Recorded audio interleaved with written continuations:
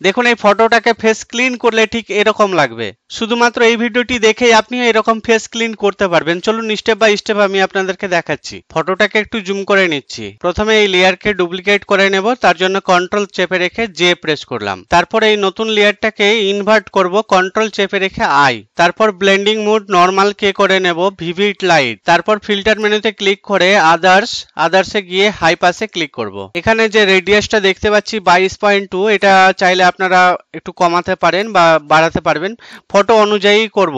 তো এখানে আমি 22 মতোই করছি, 22.2ই রাখলাম। তারপর ওকে করে নিলাম। তারপর আবার ফিল্টার মেনুতে ক্লিক করব, তারপর ব্লারে গিয়ে গাসিয়ান ব্লারে ক্লিক করার পরে এখানে রেডিয়াস দেব। মোটামুটি আমি দিচ্ছি 1. ফটো অনুযায়ী দেবেন, আমি 1.6 এরকম। তারপর আবার ফিল্টার মেনুতে ক্লিক করব, তারপর ব্লারে গিয়ে গাসিয়ান ব্লারে ক্লিক করলাম। গাসিয়ান ব্লারে ক্লিক করার পরে ফেস অনুযায়ী এখানে একটু রেডিয়াসটা দেব।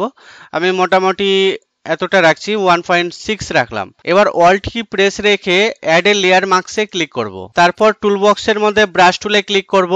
তারপরে এটা আমি ফেসে ব্রাশ করে নিচ্ছি। দেখুন আমি এইভাবে ব্রাশ করব। তো ব্রাশ করলে আমাদের ফেসটা কত সুন্দর একটা স্মুথিং, দেখুন ক্লিন হয়ে যাবে।